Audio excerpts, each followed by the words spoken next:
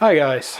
So anyway, I thought I was gonna do an update video about my 50 BMG struggles. They've been concluded basically forever for me, and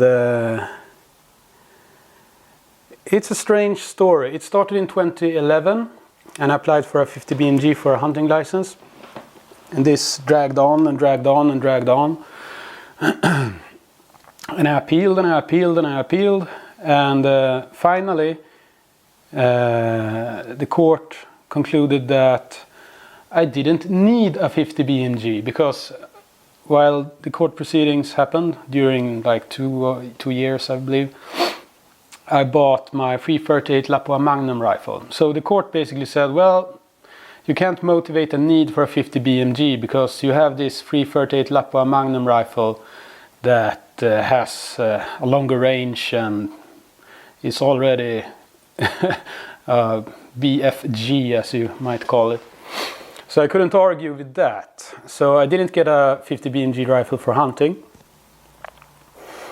And so I thought, well, what I mainly want it for is target shooting anyway, so let's apply for it for target shooting. Because in Sweden you apply for a specific need. So since I already had the 338 for hunting, I mainly use it for hunting as well, because I would love to bring it out to shooting ranges, but the variant of shooting sports we use long range rifles for is called rifle scope field shooting would be a literal translation, or kikarfältsskytte in Swedish. And they have an upper caliber limit on that is 8 millimeters. And the 338 Lapua Magnum is 9 point something. So it's too large of a caliber, basically. So I use it for hunting, and I brought it to every moose hunt since I bought the rifle. So that's what I mainly use it for, and at the hunting grounds I can use it for target shooting as well. But, well, if I knew that beforehand, that I wouldn't be able to use it, this was bought before this variant of shooting sport became popular, I perhaps would have bought a smaller caliber. But now I got it, and I love the rifle, so it stays. Anyway. I applied for a 50 BMG for a sport shooting license, and of course they denied me as usual. So it went back and forth, and it took in 2015, well, 1st of January in 2016 actually, the law changed on how you can apply for licenses, because for a sport shooting license, the shooting club has to say that this guy has a need to shoot this rifle because we perform shootings with this kind of weapons. So what I was trying to do was start up the 50 Caliber Shooters Association in Sweden. I contacted all the owners of 50 caliber rifles in Sweden. I wouldn't have been the first one.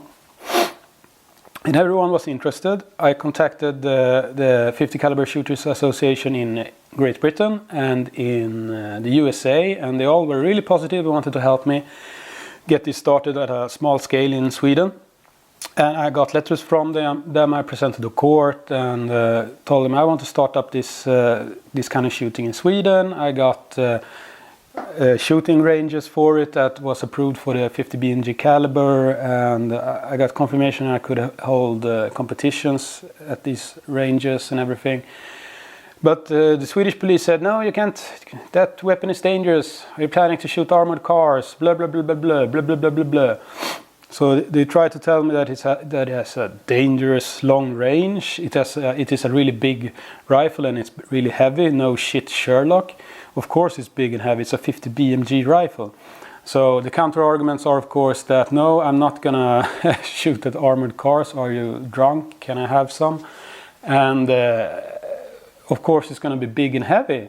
You only like put it in a wheelbarrow, go to the shooting line, put it down, lay prone, and you fire at 1,000 yards at the target. and try to get a good grouping. And the rifle I was trying to buy is a Heinrich Fortmeyer model 2002, and that's a single shot rifle. It doesn't even have a magazine, let alone a box magazine. So it's a kind of bullpup, well, kind of semi-bullpup really, 50 BMG single shot rifle with a bolt, and you put in the cartridge in the chamber, and then you close the bolt and you fire, and you do it all over again. So it's as far away from a military rifle as you'd ever come. All military rifles I've ever heard of have had a magazine, if you don't go back to like muskets or something. So they tried to claim I was gonna shoot military vehicles with my military rifle with a long range. For fuck's sake, they gave me the license for a 338 Lapua Magnum, and I don't know what the big deal is. I have AKs, I have AR-15s, I even have fully automatic machine guns. But this rifle, they drew the line there. So I won in the first court. I won. In the second court, I lost, which is strange because they had no real reason to deny me. They just said this is a scary rifle, basically. They didn't give a shit about the law. So, but they had a strange argument that now it's going to get technical, because the law changed between 2015 and 16.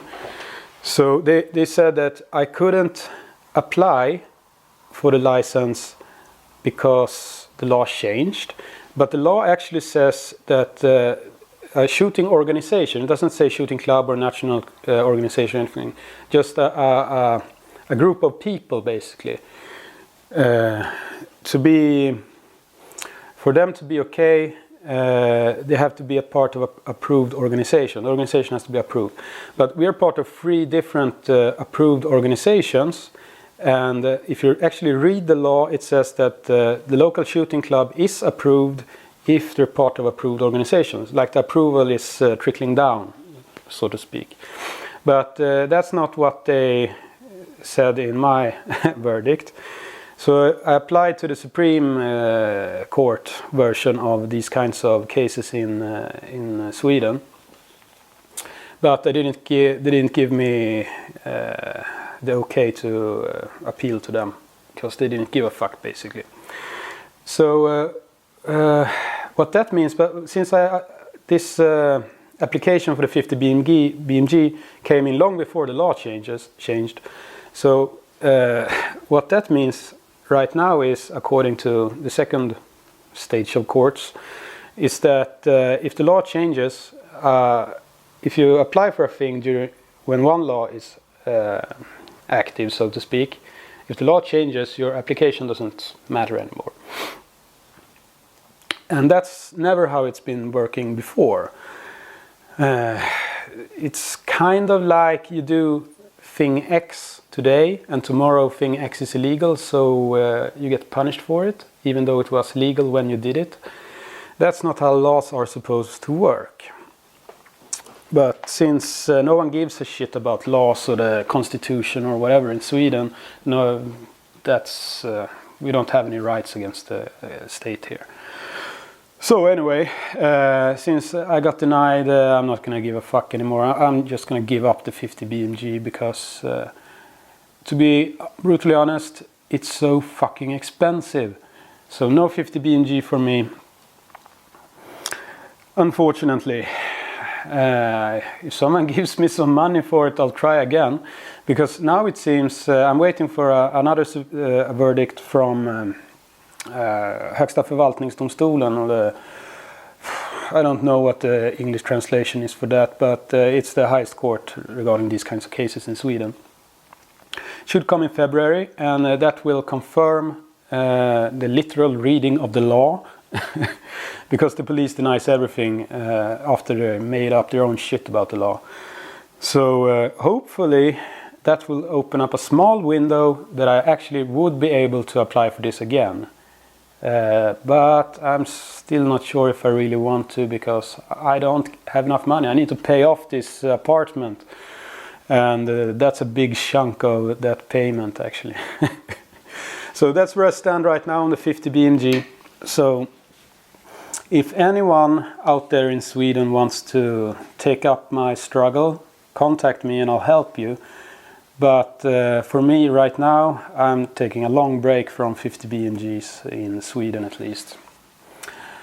I'm sorry to have to say that, but I've done what I can and I've thrown enough money at the courts and my lawyers and everything. Fortunately, I did not set some kind of negative precedent regarding how laws are to be interpreted, because it was such a technicality that's not applicable anymore anyway, so it won't affect anyone else. Fortunately, it would only have affected me anyway. So that's the story of my 50 BMG struggles. I do have my little deactivated cartridge here I can pick my nose with and dream 50 BMG dreams about or something, I don't know. I'm gonna go have a beer now. Have a nice weekend, everybody.